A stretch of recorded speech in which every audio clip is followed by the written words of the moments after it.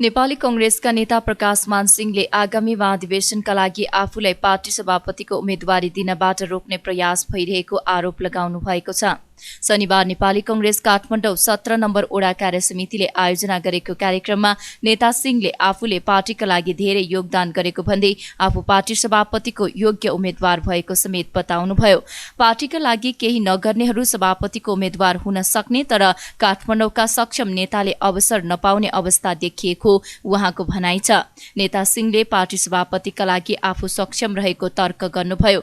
राजनीति भनेको सेवाको क्षेत्र भएको भन्दै देश र पार्टीलाई अघि बढाउनका लागि सक्षम नेताको खाँचो रहेको उहाँले बताउनुभयो। त्यस्तै उहाँले कर छुट लगायतका काममा सरकारमा बस्नेले फाइदा लिएको हल्ला चलेको भन्दै प्रधानमन्त्रीले यसबारेमा स्पष्ट धारणा राख्नुपर्ने उल्लेख गर्नुभयो। कांग्रेसमा त एउटा कस्तो क्लास छ भन्दाखेरि ठिक बेठिक कुरालाई पनि नेताहरूले गरेपछि ठिक भनेर चाहिँ बस्ने खालका यो चाहिँ के छ भन्दाखेरि भजन मण्डलीहरू चाहिँ यो चाहिँ पार्टीभित्र भएको कारणले गर्दाखेरि यो पार्टीले यो चाहिँ देशमा चाहिँ जुन रूपमा चाहिँ नेतृत्व प्रदान गर्नुपर्ने हो त्यो गर्न नसकेकै कारण किन त भन्दाखेरि यस्तै यो भजन गाउनेहरू यो चाहिँ गल्ती गरे पनि ठिक छ भनेर चाहिँ भन्नेहरू यो चाहिँ एम्परर्स न्यू क्लोजको हामीले चाहिँ सबैले चाहिँ पढेकै छौँ। राजालाई चाहिँ के छ भन्दाखेरि एकदमै राम्रो फेसन त्यो चाहिँ एकदम राम्रो लुगा लगाएको भनेर चाहिँ घुमाएर अब बच्चा एकजना बच्चाले चाहिँ किङ इज नेकेड भनेर भन्यो नि त। यो चाहिँ के हो भने सत्य कुरा त हामीले भन्नु पर्यो हो, तर सत्य कुरा चाहिँ के हो भन्दाखेरि यो चाहिँ डेमोक्रेटिक फ्रेमवर्कभित्र बसेर पिसफुली एउटा चाहिँ डेमोक्रेटिक रूपमा चाहिँ हामीले चाहिँ विरोध चाहिँ जनाउनुपर्छ। पार्टीलाई त करेक्सन गर्ने जिम्मेदारी कसको भन्दाखेरि काङ्ग्रेसका चाहिँ नेता र कार्यकर्ताको। के यो चाहिँ अरू पार्टीका नेताहरू आएर यो पार्टीलाई सुधार गर्छ? जहिले पनि चाहिँ के हो भन्दा काठमाडौँले चाहिँ अवसरै नपाउने कहाँबाट हुन्छ यो? त्यसकारण मैले चाहिँ यसबाट चाहिँ मैले क्लियरली भनेको छु, म चाहिँ ग्रासरुट लेभलदेखि आएको छु र मैले लामो यो चाहिँ सङ्घर्ष मैले भने नि लाठी खाएको छु, थाना गएको छु, जेल गएको छु, दुःख कष्ट ठिकै खाएको छु।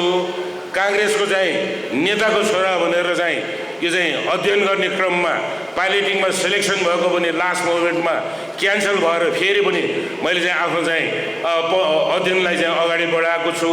परेपछि त यो चाहिँ के हो भन्दाखेरि हामीले चाहिँ गरेको चाहिँ सेक्रिफाइस चाहिँ केही नहुने रे, अनि अरूले चाहिँ योभन्दा कम सेक्रिफाइस गरेकाहरू ठुलो देख्ने हामीले। तिनीहरू चाहिँ के छ भन्दाखेरि पार्टी सभापतिको लागि तिनीहरू चाहिँ काबिल हुने रे, अनि हामी चाहिँ के काठमाडौँमा भएको हुनाले हामी चाहिँ काबिल नभएको? यसमा चाहिँ मैले भने नि सिरियसली चाहिँ यसमा चाहिँ सोच्नु पर्छ। यो चाहिँ मेन्टालिटीमा अब हामीले चाहिँ चेन्ज गरौँ। मैले भने हामी त के हो भन्दाखेरि म विशेष गरेर मैले भनिरहेको छु, म यो राजनीति भनेको यो चाहिँ सेवाको क्षेत्र हो, यो मेवा खाने चाहिँ क्षेत्र होइन भनेर मैले भनिरहेको छु। र यो चाहिँ देशलाई चाहिँ अब चाहिँ कायापलट गर्नुको लागि स्वच्छ डाइनामिक क्यारेक्टर भएको चाहिँ नेता यदि भएन भने चाहिँ अहिले त हामीले बहुदलीय आदिदेखि हामीले देखिरहेको छौँ कहाँ के रूपमा कुन रफ्तारमा देश अगाडि बढ्नुपर्ने के बढ्न सकेको छ कि अहिले बर्निङ ऊ छ के हो भने महिलाहरूको चाहिँ यो सेनिटरी प्याडमा चाहिँ लगाएको चाहिँ जुन अब यो चाहिँ ट्याक्सेसन हो, यस्तो कुरामा त पार्टी सभापतिले त आफू प्रधानमन्त्री भएपछि त हेर्नु पऱ्यो नि त। यस्ता कमी कमजोरीहरू कसले भोग्नुपर्छ भने तपाईँ हामी सबैले चाहिँ भोट माग्न जाँदाखेरि सबैले क्वेसन गर्छ। र चाहिँ अहिलेको यो चाहिँ स्टिलको चाहिँ जुन इम्पोर्ट गर्दाखेरि जुन भनौँ न त्यो चाहिँ अब यो चाहिँ जुन एक्साइज यो कस्टम ड्युटीलाई चाहिँ हटाएर यो चाहिँ खरबौँको खेल भएको छ भन्छ। अब हामीलाई त थाहा छैन खरब के अरब के यो चाहिँ लाखै हामीले चाहिँ हेर्नलाई चाहिँ गाह्रो छ, यहाँ खरबको खेल भयो भन्छ। यस्ता कुराहरूमा हुन त हामीले चाहिँ हाम्रो चाहिँ पार्टी सभापतिज्यू प्रधानमन्त्रीज्यूलाई मिटिङ हुँदाखेरि हामीले भनेका छौँ र उहाँलाई चाहिँ हामीले चाहिँ अलर्ट गरेका छौँ। यसरी चाहिँ हुँदैन, यो चाहिँ तपाईँको नाम आउनासाथ काङ्ग्रेस आउँछ, नेपाली काङ्ग्रेसले चाहिँ त्यसको चाहिँ सब यो चाहिँ के छ भन्दाखेरि नेगेटिभ इम्प्याक्ट हामीले चाहिँ भोग्न पर्ने भएको कारणले गर्दाखेरि यसलाई चाहिँ चाँडो से चाँडो यस्ता यो चाहिँ अनपपुलर डिसिसनहरू यो चाहिँ राष्ट्रको यो चाहिँ जुन ढुकुटी चाहिँ रिटाउने खालका यस्ता चाहिँ के छ भन्दाखेरि पोलिसिजहरूलाई चाहिँ टाइमली चाहिँ यसलाई चाहिँ चेक गर्नुपर्छ, करेक्सन गर्नुपर्छ भनेर हामीले चाहिँ भनिरहेका छौँ। नेता सिंहले प्रधानमन्त्रीले सकेसम्म चाँडै मन्त्री परिषदलाई पूर्णता दिनुपर्ने पनि बताउनुभयो। सरकारको नेतृत्व गरिरहेको कांग्रेसले जनताबाट आउने प्रश्नलाई समाधान गर्नुपर्ने उहाँको भनाइ छ।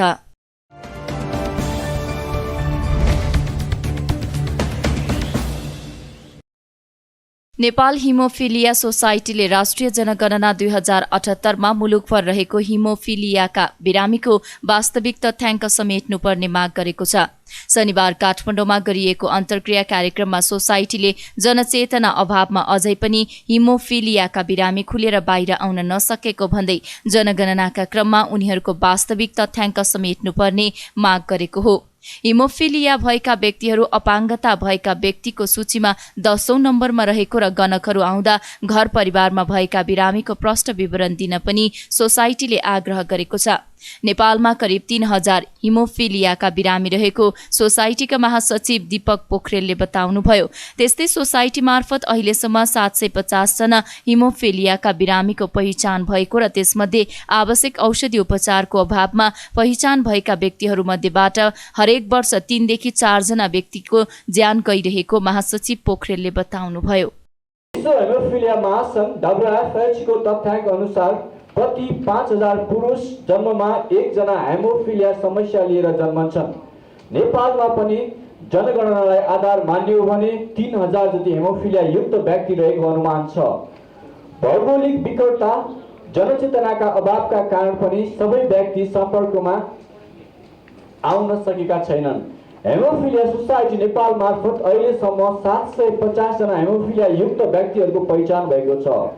त्यसमध्ये आवश्यक औषधोपचारको अभावमा पहिचान भएका व्यक्तिहरूमध्येबाट वार्षिक 3 देखि 4 जना व्यक्तिको ज्यान गइरहेको छ। अपाङ्गता भएका व्यक्तिहरूको अधिकार सम्बन्धी ऐन 2074 दफा 28 को उपदफा 2 मा नेपाल सरकारको अपाङ्गता भएका कारण लेखानुपर्ने औषधि तथा आनुवंशिक रक्तस्राव, हेमोफिलिया सम्बन्धी अपाङ्गता भएका व्यक्तिहरूलाई आवश्यक पर्ने फ्याक्टर तोकेका आधारमा निःशुल्क उपलब्ध गराइने छ भनेर स्पष्ट उल्लेख गरिएको छ। यसरी अपाङ्गताभित्र समेटिएका कारण यस पटकको जनगणनामा हेमोफिलियाको गणना पनि समेटिएको हो। जनगणनामा सबै हेमोफिलिक व्यक्तिको पनि गणना हुनु सकेको अवस्थामा एकीकृत तथ्याङ्क सार्वजनिक हुने अपेक्षा हामीले लिएका छौँ। अहिले पनि हेमोफिलिया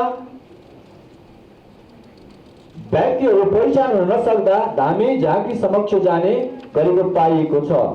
विकसित देशमा भएका औषधि कम्पनीहरूले मात्र फ्याक्टर 8 र 9 का लागि एन्टी हेमोफिलिक फ्याक्टर औषधि उत्पादन गरेका छन्।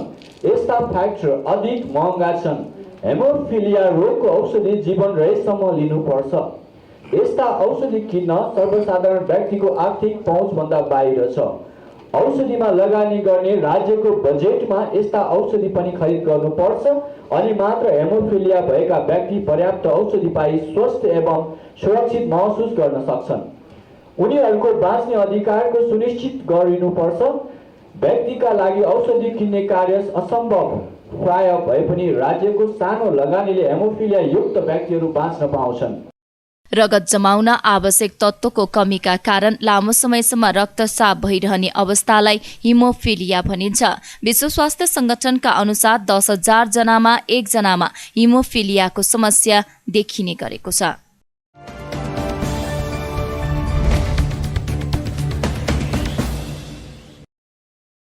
नेपालमा शनिबार थप 953 जनामा कोरोना संक्रमण पुष्टि भएको छ। देशभर गरिएको 7050 पीसीआर परीक्षणका क्रममा 790 जना र 3529 एन्टिजेन परीक्षणका क्रममा 163 जनामा कोरोना संक्रमण पुष्टि भएको स्वास्थ्य मन्त्रालयले जनाएको छ। यो सँगै नेपालमा कोरोना संक्रमितको संख्या 8,81,105 पुगेको छ। त्यस्तै कोरोनाका कारण थप 6 जनाको मृत्यु भएको छ। हालसम्म नेपालमा 11,087 जनाले कोरोनाका कारण ज्यान गुमाएका छन्। त्यस्तै 1371 संक्रमित कोरोना मुक्त हुँदा हालसम्म नेपालमा 7,59,875 संक्रमित निको भएका छन्। हाल नेपालमा 19,700 सक्रिय संक्रमित आइसोलेसनमा र 237 जना क्वारेन्टाइनमा रहेको मन्त्रालयले जनाएको छ।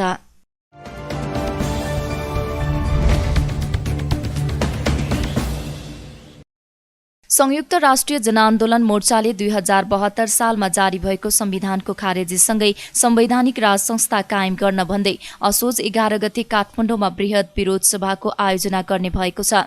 शनिबार काठमाडौँमा पत्रकार सम्मेलन गर्दै मोर्चाले उक्त विरोध सभामा सहभागी हुन पनि आह्वान गरेको छ।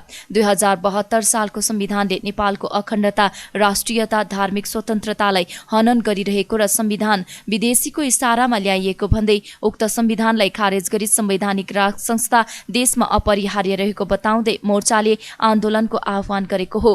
संविधानमा उल्लेख गरिएका संघीयता, धर्मनिरपेक्षता र गणतन्त्रको नाममा सरकारमा बसेका दलले मुलुकलाई विदेशीको हातमा पुर्याइसकेको पनि मोर्चाको गम्भीर आरोप छ। संविधान खारेजीसँगै संवैधानिक राज संस्थाले मात्रै मुलुकलाई निकास दिने मोर्चाको ठम्याइ छ। त्यस्तै एमसीसी परियोजना राष्ट्रको हित विपरीत रहेको भन्दै यसलाई पनि कार्यान्वयनमा ल्याउन नहुने बारे मोर्चाले सचेत गराएको छ। जनआन्दोलन मोर्चाका अध्यक्ष तारानाथ लुइटेलले 2062-63 को जनआन्दोलन र संविधान सभा आफूले हेरेको बताउनुभयो। राजाले आफ्नो गद्दी छाडेर जनताको संविधानलाई स्वागत गरेको, तर विदेशीले ल्याइदिएको संविधान नेपाली जनताको लागि घाँडो भएको उहाँले बताउनुभयो। हिजो मात्रै घटना, एउटा राजाले सुरक्षित साथ राख्न दिएको श्रीपेट, बलि चाहिँदा जनताको श्रीपेट मैले लिनुपर्छ भनेर राजाले दिएको श्रीपेट यो सरकार सुरक्षित राख्न सक्दैन। 14 वर्षमा कुमारीको, जीवित कुमारीको दर्शन गर्न राजा जाँदाखेरि यो सरकार सुरक्षित राख्न सक्दैन, सुरक्षित गर्न दिन सक्दैन, सुरक्षा दिन सक्दैन। त्यो भिड राजा आऊ, देश बचाऊ, ती नाराहरू हिजो बेलुका मात्र लागेका थिए। अब राजा नभइकन अब त्यो मुलुक चल्दैन। मलाई स्मरण छ हिजोको घटनाले। बेलायत यस्तै अवस्था थियो। बेलायतमा किसान गरेको राजालाई ल्याएर सिंहासनमा राख्ने काम भयो। नेपालमा पनि अब यो अवस्था आएछ भन्ने कुरा हिजोको घटनाले म स्मरण गर्न चाहन्छु। एउटा श्रीपेट सुरक्षित राख्न सक्दैन। राजा दर्शन गर्न जाँदाखेरि सुरक्षाका साथ दर्शन गराउन यो सरकार दिन सक्दैन, सुरक्षा दिन सक्दैन। त्यस्तो सरकार हामीलाई किन चाहियो? म यहाँ पत्रकार साथीहरू, यो राष्ट्रको चौथो अङ्ग, यहाँहरूले अब यी हाम्रा विचारहरू, संयुक्त जनआन्दोलन लिएका विचारलाई अगाडि जनता सामु लगिदिनु परेको छ।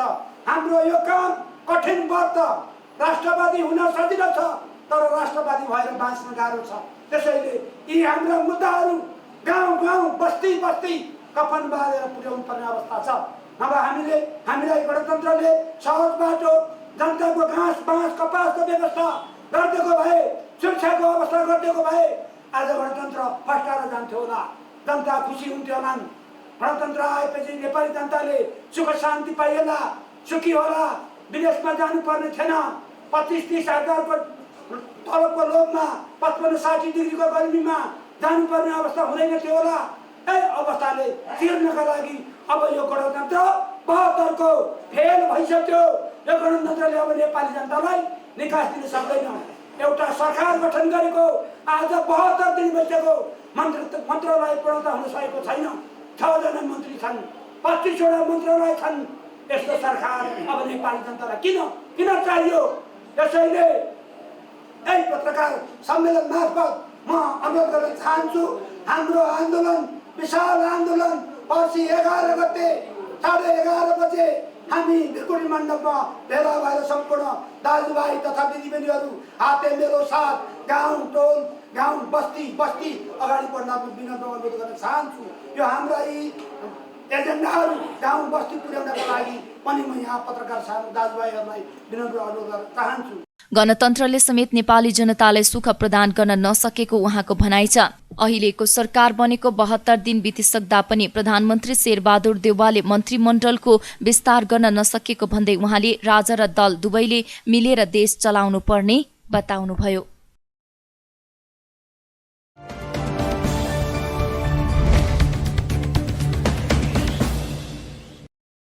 सरकारले प्रतिस्थापन अध्यादेश मार्फत छट उत्पादन गर्ने कच्चा पदार्थ स्पन्ज आइरनको भन्सार शून्य बनाउनुका साथै आयातित स्टिल बिलेटमा अन्तशुल्क बढाएको भन्दै रोलिङ मिल एसोसिएसनका उपाध्यक्ष तथा शाखा स्टिलका सञ्चालक किरण प्रकाश साखले आपत्ति जनाउनु भएको छ।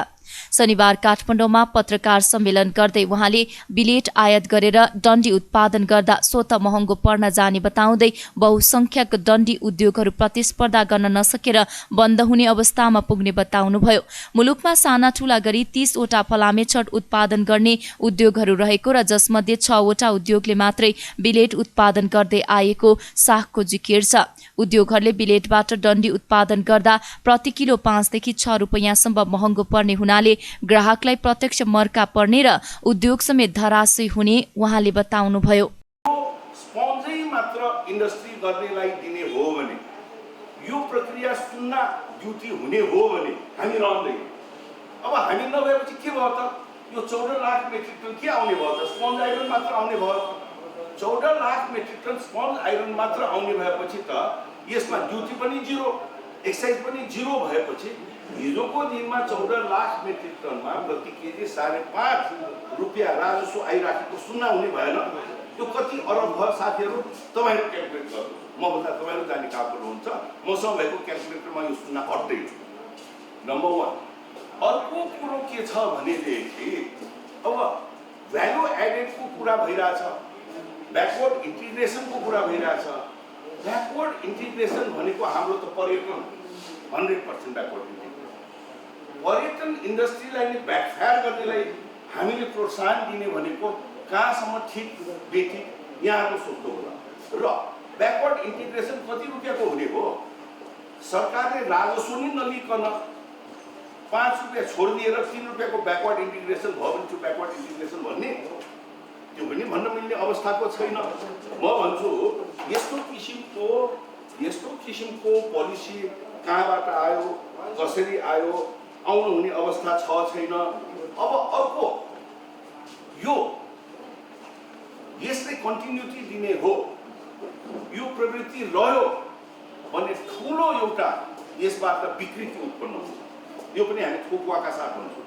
त्यो विकृति के भनेदेखि अब सुन्ना ड्युटी भइसकेपछि तपाईँले पैठारी गर्ने सामानमा ड्युटी तिर्न परेन।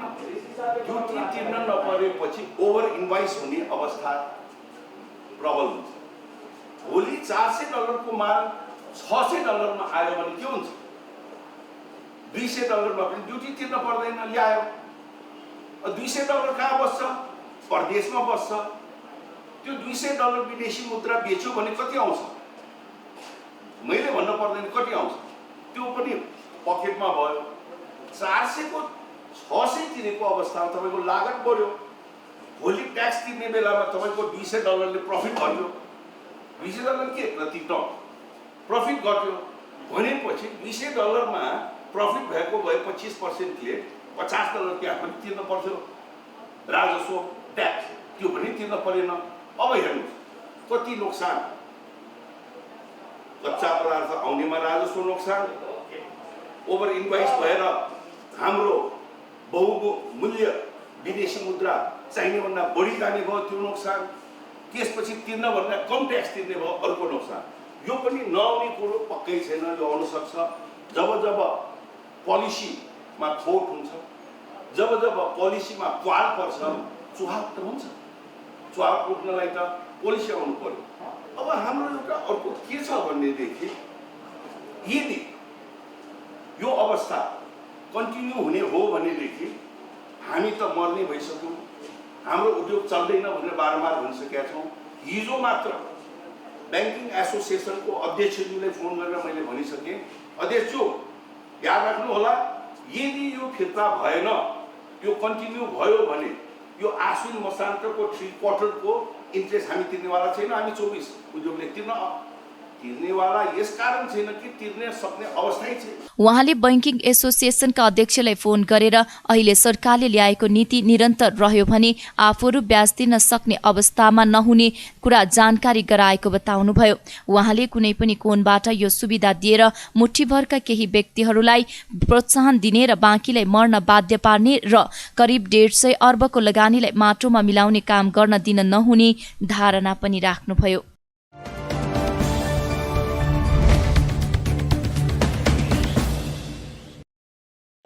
महिलाले महिनावारीमा प्रयोग गर्ने सेनिटरी प्याडमा मूल्य अभिवृद्धि कर भ्याट लगाइएको भन्दै शनिबार पनि काठमाडौँमा विरोध प्रदर्शन भएको छ।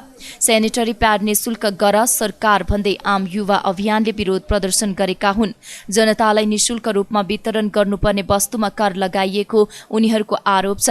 प्रदर्शनका क्रममा उनीहरूले निशुल्क रूपमा सेनिटरी प्याड वितरण समेत गरेका थिए। यता सरकारले भने सेनिटरी प्याडमा कर बढाएको भ्रमपूर्ण हल्ला भएको बताइसकेको छ।